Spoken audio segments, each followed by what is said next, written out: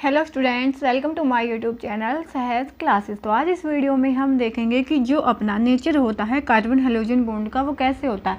ये जो टॉपिक है वो आपकी क्लास 12th की जो एनसीईआरटी की बुक है और जो उसमें यूनिट है आपकी haloalkanes and haloarenes, उस यूनिट का ये टॉपिक है। ठीक है, तो अब हम स्टार्ट करते हैं। क्या nature of carbon halogen bond. तो देखो, हमें क्या पता होता है कि जो अपने हैलोजन्स होते हैं वो ज़्यादा इलेक्ट्रोनेगेटिव होते हैं किसकी बजाय, कार्बन की बजाय।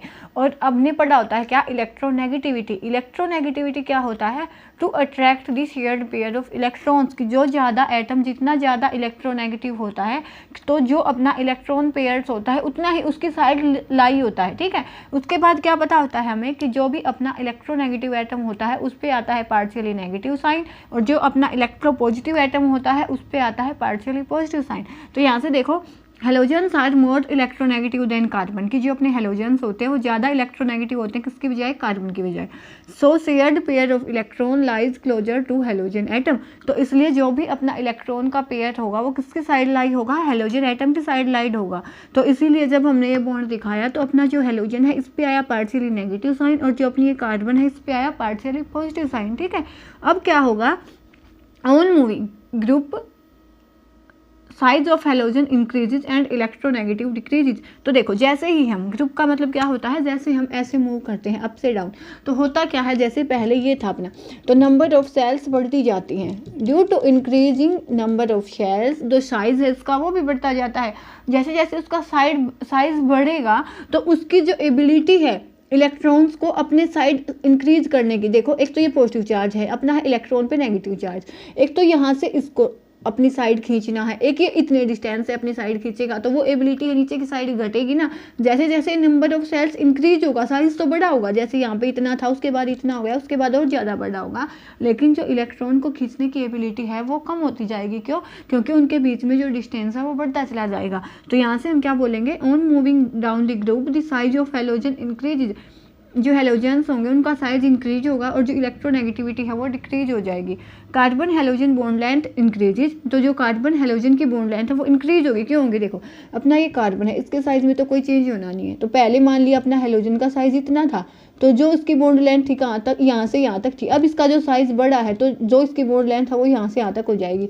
अब जो नेक्स्ट होगा इसकी साइज बड़ा तो इसकी जो बॉन्ड लेंथ है और ज़्यादा बड़ी हो जाएगी।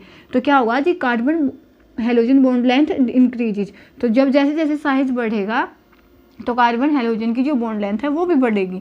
And bond enthalpy decreases. Bond enthalpy का मतलब क्या है कि उस बॉन्ड को डिसोसिएट करने के लिए हमें कितनी एनर्जी देनी पड़ती है वो कम हो जाएगी। क्यों कम होगी, देखो एक तो जैसे जैसे बॉन्ड की लेंथ बढ़ेगी ना तो वो वीक होता चला जाएगा बॉन्ड। जैसे एक तो ये इतना बॉन्ड है, अब ये इतनी लेंथ हो गई कि इजीली हम इसको तोड़ सकते हैं क्योंकि यहाँ पे जो फोर्स ऑफ अट्रैक्शन है वो भी कम हो जाएगा।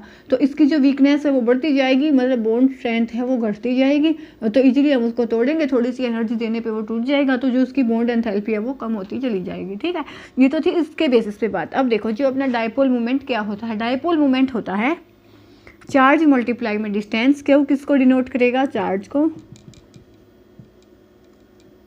And D is distance. ठीक है, तो जितना ज़्यादा डिस्टेंस होगा उतनी ही ज़्यादा क्या होगी, अपनी पोलैरिटी होगी। साथ में हम बोल सकते हैं कि जितनी ज़्यादा अपनी इलेक्ट्रोनेगेटिविटी होगी पोलैरिटी अपनी उतनी ही ज़्यादा होगी। तो देखो, इलेक्ट्रोनेगेटिविटी का मतलब क्या हो जाएगा कि जितना ज़्यादा अपना इलेक्ट्रोनेगेटिव एलिमेंट होगा उतना ही ज़्यादा उसमें क्या होगा, पोलैरिटी डिफरेंस होगा।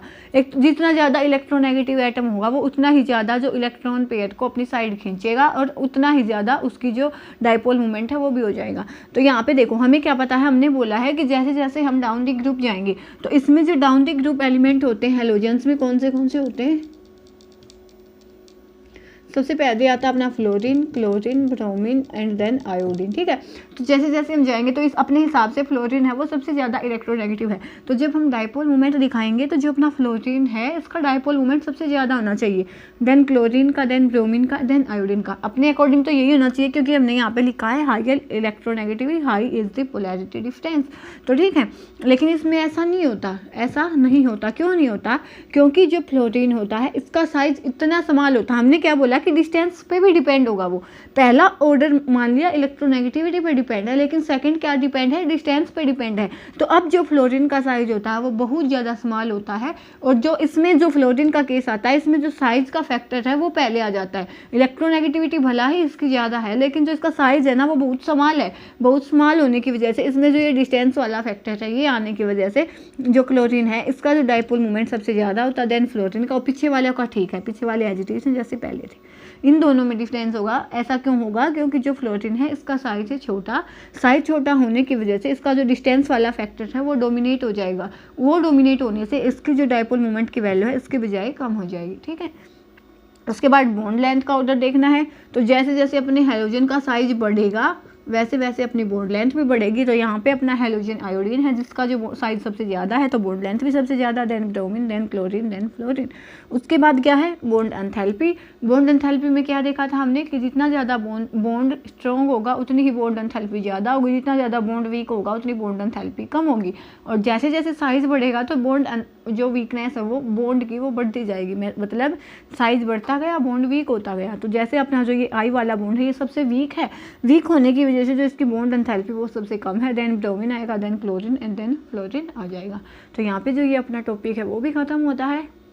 तो नेक्स्ट वीडियो में हम मिलेंगे नेक्स्ट टॉपिक के साथ, तब तक के लिए धन्यवाद। Thanks for watching my video.